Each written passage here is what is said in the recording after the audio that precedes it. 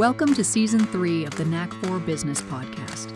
Over 250 episodes strong, we're here to ignite your entrepreneurial spirit with fresh insights, networking gems, and creative strategies that elevate your game. Are you ready to discover what your Knack for Business truly is? Your hosts are Bernie Franz Grote from Creative Insight and Wayne Pratt from Motivate You Inc. How can you start using AI today to save time and grow your business without feeling overwhelmed? That is what Percy will talk about. Our guest today is Percy Barr from Percy Barr Consultancy. Welcome back to the Knack for Business podcast, Percy.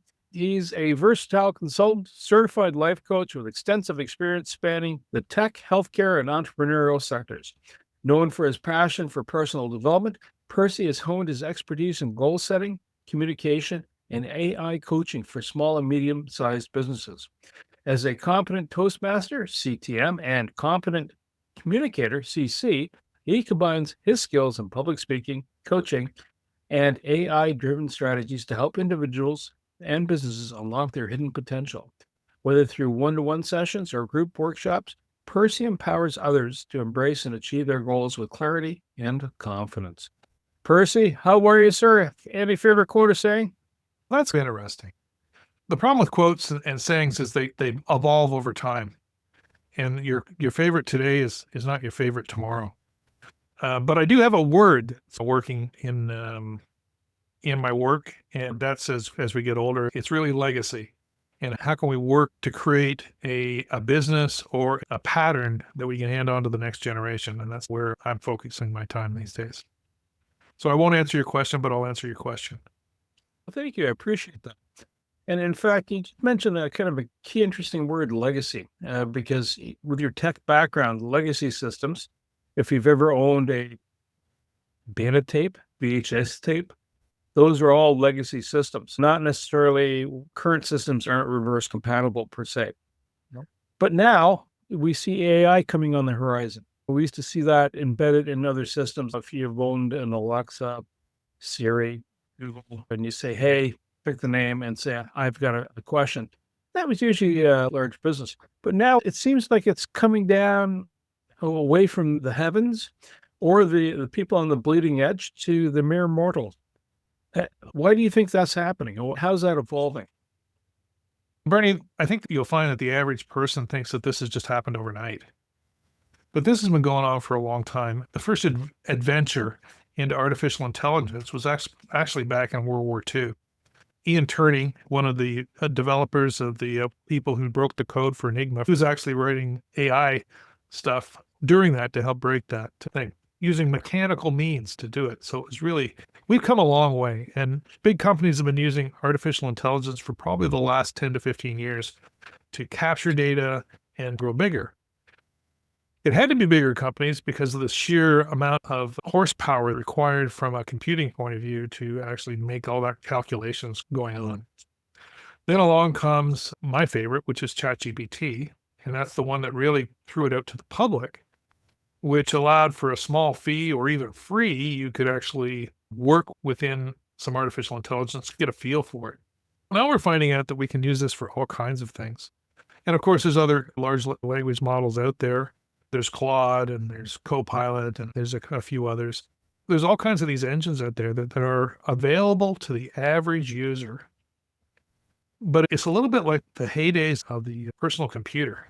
Yeah, you could go and you could buy a computer if you had 10 grand.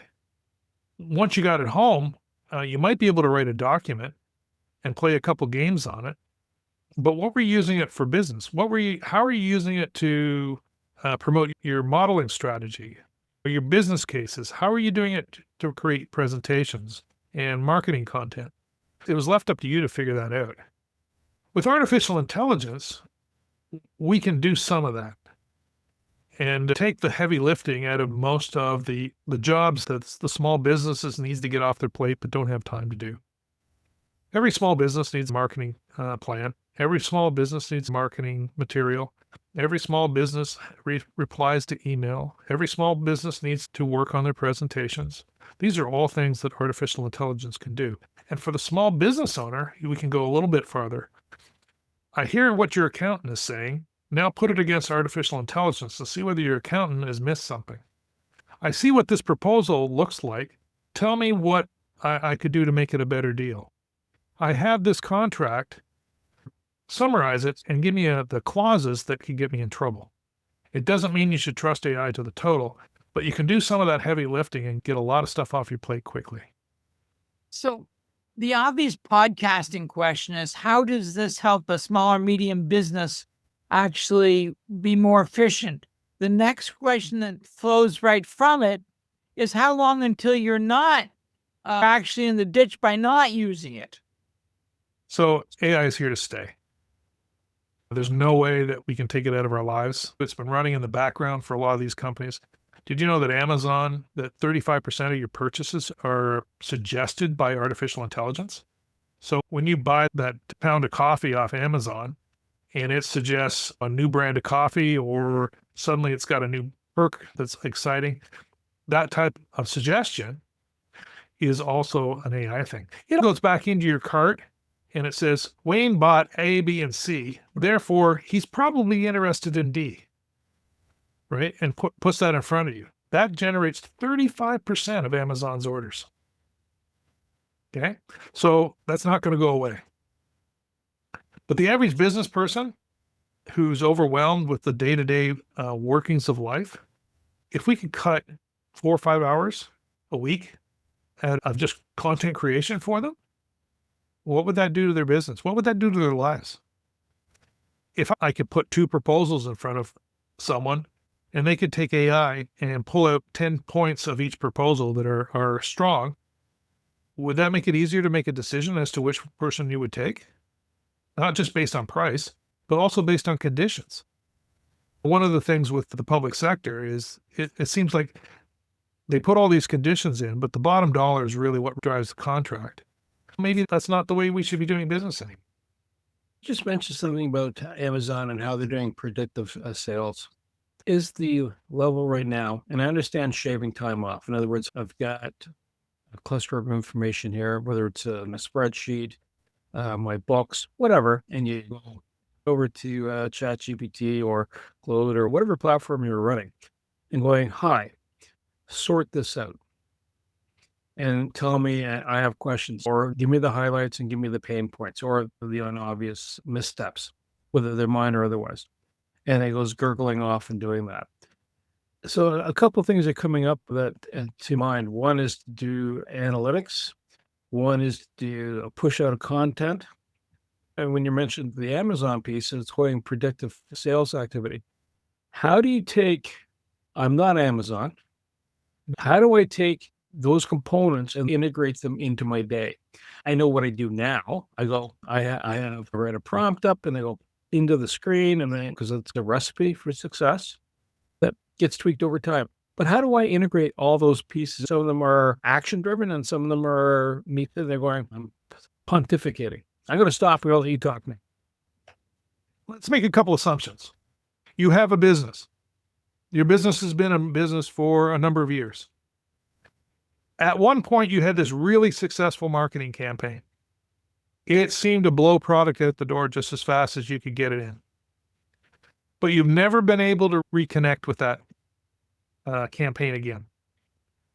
What if you took the data from that campaign, you ran it through artificial intelligence to create new advertising material, new talking points, society based on today's political environment, economic environment, and then you retargeted all those people again.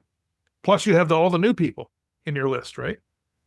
But it really depends on whether you have the data. Unfortunately, most small businesses today only have the number on the key that opens the door and the security code. They don't have the depth of data to take advantage of this. So you got to start somewhere. One of the things that I do is an assessment of people's companies. And we go in and we make sure that they actually have enough that they can start working on those types of campaigns. But how do you integrate? Let's say you do have some depth of data. You'll have how much product you purchased, when you purchased it, and when you sold it. So if you're a retail outlet, you would have already bought your summerwear by now. It's getting made and shipped, so it arrives just in time. But how do you integrate that information? It's sitting inside a spreadsheet or some sort of database somewhere. How do you attach the AI to it? Is it you just sit there and you manually pick it up, or does someone build you a little device like a web crawler and goes through all your data? And I may be Oh. oversimplifying it. No, I think one of the things you don't want to do is give AI full access to things like the back-end accounting system. So you would take the results of your accounting system and work them through artificial intelligence. So if you take a gentleman who had a campaign selling cars, okay, what car are we going to talk about? Make it a sports car. But of course, Porsche. Okay. So you have a demographic for Porsches, right? Types of people who would buy it, types of their gender, education, job, income, those types of things. So let's take AI and we'll actually put that against, I have a pink Porsche or a blue Porsche or a yellow Porsche, pick the color. Give me the types of people worldwide, research that data. So it goes out into the web and it looks at the types of people who like pink, the types of people who like race cars, the types of people who normally have the jobs that could support a Porsche. And it gives you a demographic of what those people are. Then you can go to marketing tools like Google or Instagram and target those types of people. You can use AI to find out who your avatar is for your particular business. You can use AI to know who the avatar is for this particular product and work it that way. You can also then go back through your database of clients and say, give me the people who fall into this demographic and start targeting those people for your marketing. So if you have 10,000 people on your list and you have a choice, you either start at the top and I've made one dial and now I have 999 to go, or it pops out a list of maybe 10 or 15 people. That's easier to market to 10 or 15 people than it would be to 1,000 or 2,000 or 10,000. Does that make sense to you? One thing that playing around in this marketplace, I have found there's been more promises made than shipping. ChatGPT is probably the best example of somebody actually using an AI product. What do you find are the misconceptions between what's offered and what people say is being offered? The biggest challenge, Wayne, is that it's much like your cell phone. How many people use it as a cell phone? Less and less. Less and less. But the reality is when you open up your cell phone, you have all these applications on. I don't know about your cell phone. I probably have 50 or 60 applications. Most of them were put on there from the factory. How many have you opened? 5. Okay. AI is somewhat like that. You are not getting 100% use out of your cell phone because you don't know what those other applications are. The average person who's not technical and who doesn't like flowing over manuals hour by hour or reading through research studies and those types of things, which seems to be what I spend most of my time doing, they don't have the depth to understand that AI can be used at a different level than what most people are doing. Most people are walking when they could be running marathons. And actually, I would bring that back and say most people are crawling when they could be running marathons. They just don't have the depth of experience and the knowledge to get the data out of artificial intelligence. It doesn't mean they're stupid. It just means they just haven't got exposure. And after a couple hours of working with them, we usually get them to the point where they're so much farther ahead, and then they can build on those skills. Just like when you were starting with computers, you took one skill and you built it on another, and then you built it on another, and that's how you become better at it, right? That's how you do anything. Artificial intelligence needs some work on it. And if you can get a course or someone who can instruct you or someone who can walk you through a process, you'll be so much farther ahead. And you're not going to lose to a company that is using AI. You're going to lose because you're not using AI. That would be a self-inflicting fault. You've got all the tools there. They're really not that expensive compared to some of the other stuff that we've had to deal with over the years to try and get ahead. Remember the first pocket address book thing that we had? It was $500-600 and you could barely do anything with it, but everyone had one. And if you didn't have one, it made it much harder. The same as your phone right now. You either have a phone that has your database on it, so you can have the contacts and have the numbers in front of you so that you can make the calls when you need to make them, or you've got a piece of paper in your pocket and a flip phone. I've known you for quite a while. I know you've carved out a niche, helping the entrepreneur, possibly even the older entrepreneur, talk through a process without feeling stupid or inept so that they know what they can actually do instead of what's hypothetically possible. If a man is a 58-year-old plumber and he's been told to call Percy, what does a really brief walkthrough look like? What questions would you be asking? Which wrench should I use? Fact is, Bernie, I probably know what wrench to use because I grew up on a farm, and when you're up on a farm, you become masters of all kinds of trades. The tougher part of the question is to get the plumber or the carpenter or the electrical engineer to put down the wrench and decide where they're going to go with their business, if they're the owner of the business. We're making an assumption here. We're talking about people who are not just doing the technical stuff in front of them, but are actually running a business that supports tech. Is that true, Wayne? Okay. Then it's a matter of finding clients. And that's a whole different skill set than letting a pipe or stripping wire, inserting a circuit, or creating trusses on a roof. That's a whole different adventure. Although you can use AI to actually lay out what the angles are on the trusses. You could use AI to maybe figure out the number of lengths of pipe that you need for a job, and therefore estimate the cost. The guy running the business needs to create marketing content. He needs to do quotes. He needs to do proposals. He needs to do presentations to groups like builders groups and homeowners associations. We can all help with that. AI can help with that.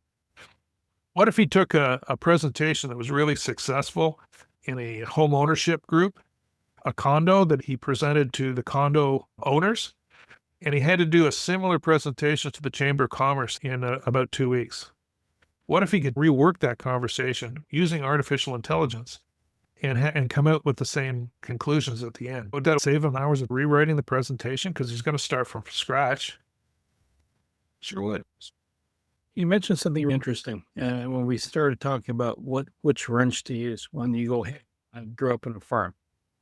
So and I think it's the same issue. If you've been exposed to certain tools, or certain process, you have a layer of information backdrop. So the plumber may not be a farmer, etc. So taking this into the AI space now, you're focusing either on prompts or bots. Are prompts and bots the same thing?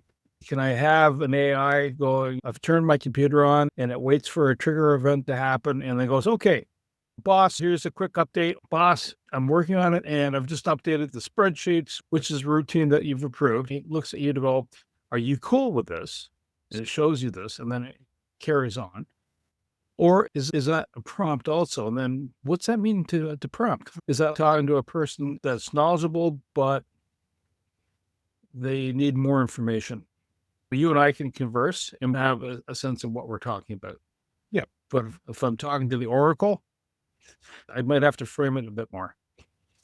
So let's say that you're that plumber or your electrician and you've got an email account. Someone sends you an email and AI reads the email, assesses whether it's a top priority or a low priority. Is this person in trouble right now? And then texts you the email based on that priority. Do you think that would change the responsiveness to your customers? What if you had a phone call come in and somebody phoned your organization and left a voicemail because no one was around to take it? That voicemail captured the number that came from. That went against your database to see whether it was an existing client. If it found it was an existing client, it texts to the client to say, hey, I got your call, your message is in the queue, but I just wanted to check whether this is an ongoing emergency or you were just after some support or you'd have a question that can wait for later. Based on that result, it sets it in the queue for when your support people get back to that person. Do you think that would change the way people do business? That's all possible. We've all experienced trying to get help from a cable company or a phone company where you go through these trees. And what do you think is the biggest difference now between what currently is possible and these nightmares that us 50 plus men, most of them, because we're not very patient, have with these? I want to heal that. I think that what I've seen in a couple companies, Wayne, is they're just upfront. Hi, I'm Joe Smith's chatbot.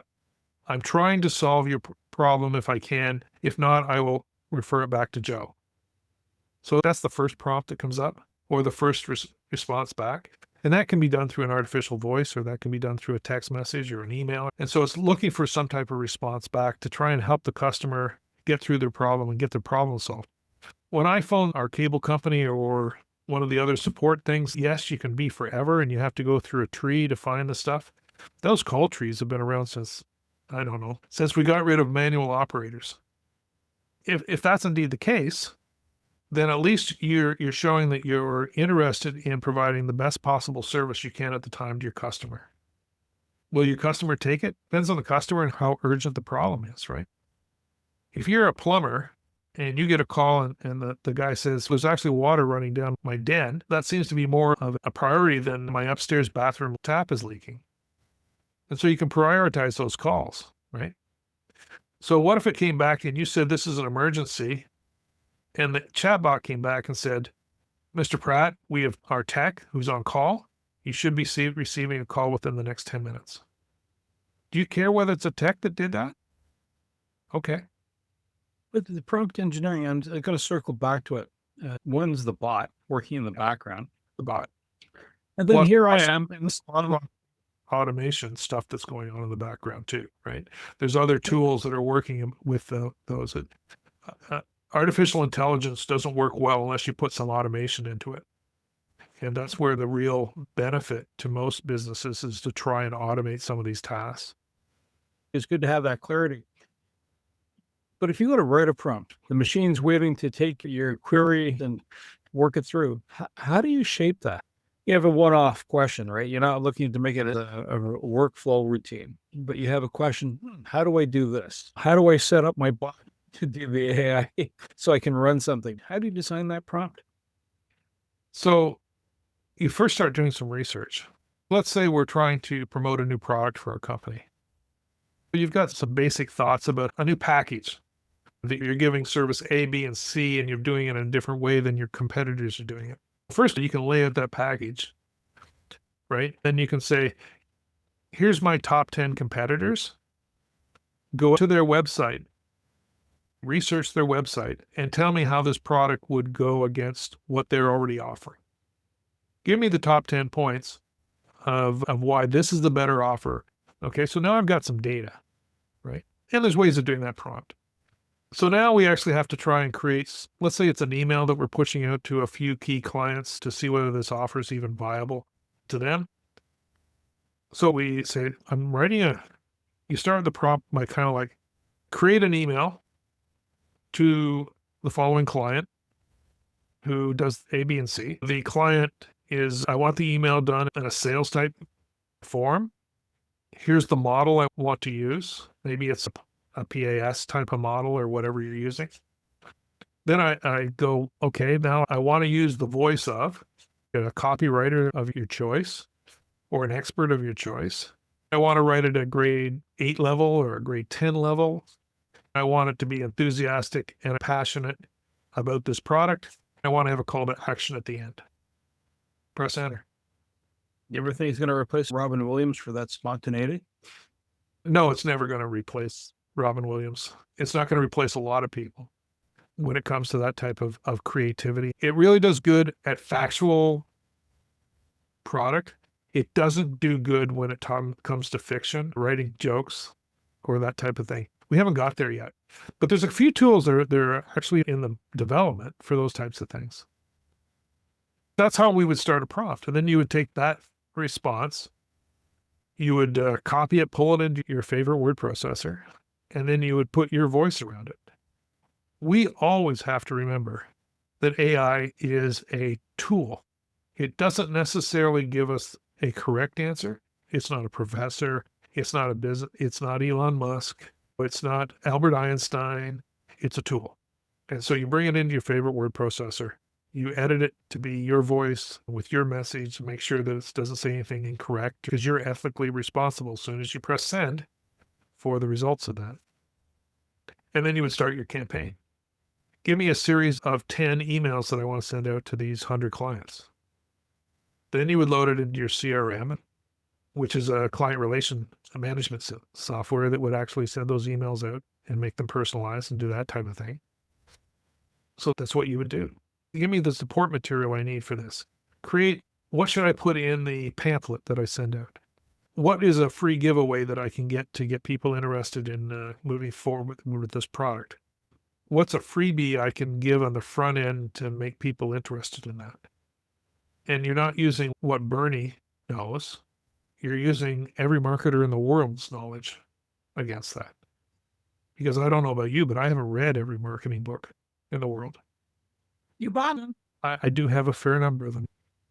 Yeah. One thing that I found interesting that I did not know when I saw ChatGPT, 10 years ago, you opened Google and you asked a question and then you hit send and it tried to send you back the answer to the question. With ChatGPT, to use the power, you have to actually say who's asking.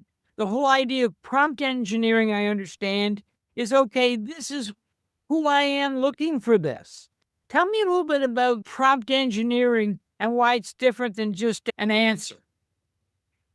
Prompt engineering is a skill set that most of us do not have naturally.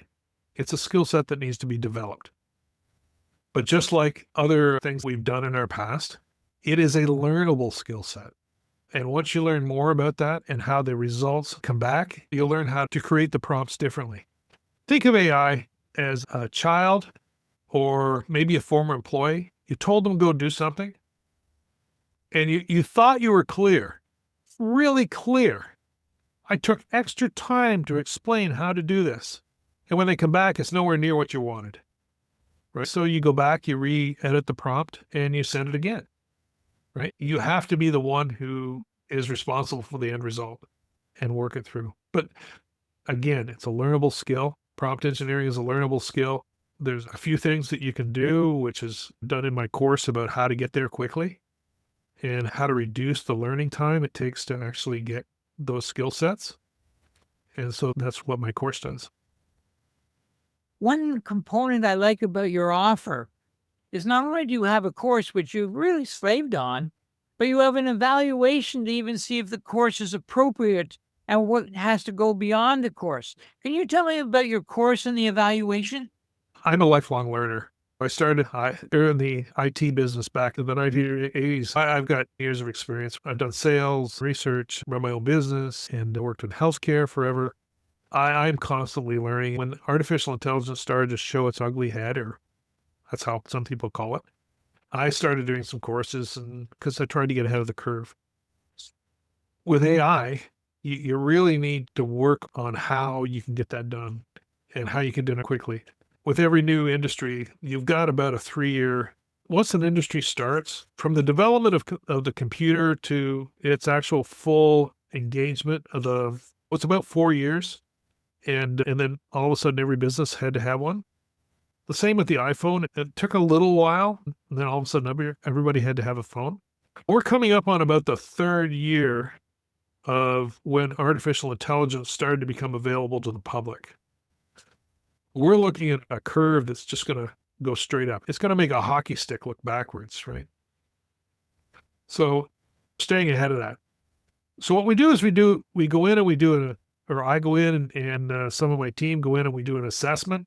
We go in, we ask a bunch of questions, we try to figure out where you're at, and then we make some suggestions about how we can move forward. And if you want, we can start pulling the data apart that you have and start putting it together. If you have it all on paper or you have it in other systems, a lot of people have it in their accounting system. And so we would work on the customer lists and those types of things. Try to fill that data in as best we can so that you can use it to do ongoing marketing. So Do you have a book where you might give people a head start Actually, it's fun and interesting because I do have a free book that I hand out. It's called Future Proof Your Career. And it's all about how artificial intelligence can be used to assist your career. And it's targeted at that person who's just feels overwhelmed at work. Life gets ahead of you and you're in that 40s, 50, early 60s, maybe even their 70s that are still working. And they need that extra little energy to get them over the hump. They feel the need to be a little bit better than everyone else in the group because of their age and maturity.